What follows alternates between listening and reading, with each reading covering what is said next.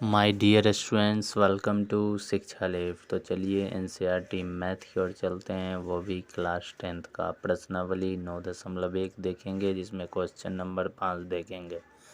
तो चलिए बुक में हम देखते हैं कि क्वेश्चन नंबर 5 हमारा क्या कहता है। तो देखिए बुक में हमारा एनसीईआरटी बुक में दे रहा, भूमि से 60 मीटर की ऊंचाई पर एक पतंग उड़ रही है। पतंग में लगी डोरी को अस्थायी रूप से भूमि के एक बिंदु से बांध दिया गया है। भूमि के साथ डोरी का झुकाव 60 डिग्री है। यह मानकर कि डोरी में कोई ढील नहीं है, डोरी की लंबाई ज्ञात कीजिए। तो क्या है, एक पतंग 60 मीटर की ऊंचाई पर उड़ रही है। तो सबसे पहले हम पतंग की ऊंचाई को लिख लेते हैं और उससे एक डोर बंधा हुआ है ज़मीन से, ठीक। और डोरी की लंबाई हमें पूछ रहा है और उससे क्या है ना कि 60 डिग्री का कोण बन रहा है। तो हम सबसे पहले एक फिगर ड्रॉ कर लेते हैं। फिगर में हमारा क्या है कि एक हमने क्या है, पतंग ऊंचाई उड़ रही है वो लिख दिए। अब ये पतंग का 60 डिग्री का जहाँ से कोण बन रहा है वहाँ से क्या है, ये हमारा देखिए हमने फिगर ड्रॉ कर लिया। तो ये फिगर है, इसका हम सबसे पहले नामकरण कर देंगे ए, बी और सी। सी पर हमारा कितना डिग्री कोण बन रहा है, 60 डिग्री का कोण।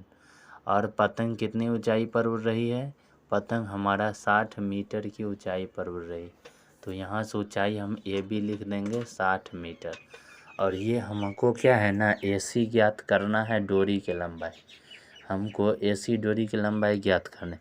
जैसा कि इस हिसाब में हम पहले कुछ भाषा लिखते हैं, तो हम आज भी इसमें भाषा लिख देंगे।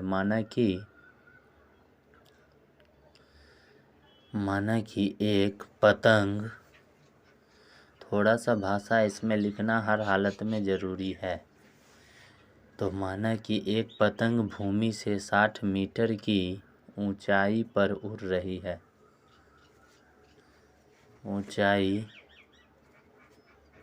पर उड़ रही है। देखिए यहाँ ए भी 60 मीटर की ऊंचाई है, उतना ऊंचाई हमारा पतंग उड़ रही है, जो भूमि के साथ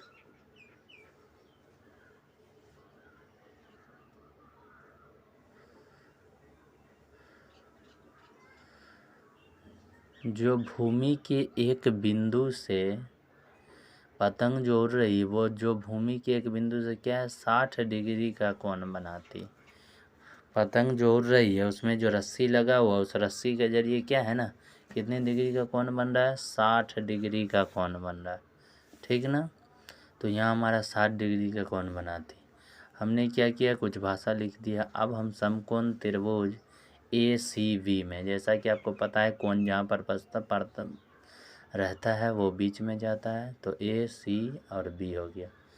तो हमें निकालना क्या है, तो उसको पहले लिखने का ना, निकालना है ए सी, तो ए सी को ऊपर लिखेंगे। तो हमने लिख दिया ए सी। अब बटे दिया क्या है, ए बी। जो मान निकालना रहता है उसको ऊपर लिखते हैं, और जिसको निकालना रहता है, जो दिया रहता है उसको नीचे, जिसको निकालना है उसको ऊपर, जो दिया रहता है उसको नीचे।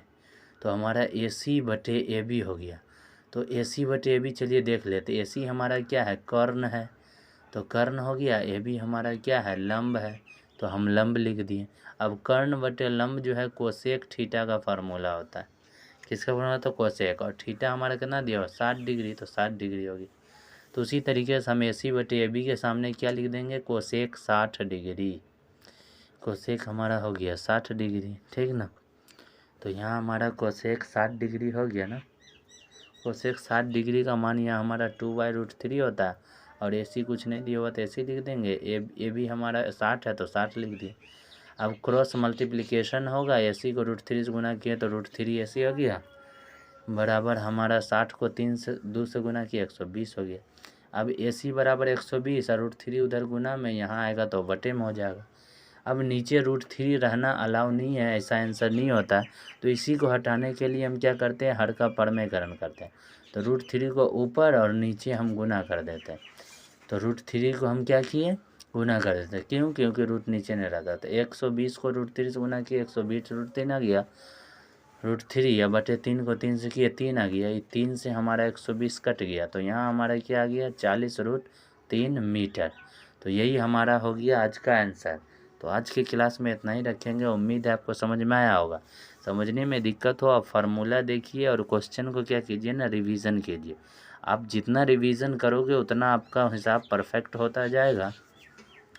और सभी का वीडियो का लिंक डिस्क्रिप्शन में दिया हुआ है। वीडियो अच्छा लगा हो तो थैंक्स फॉर वॉचिंग।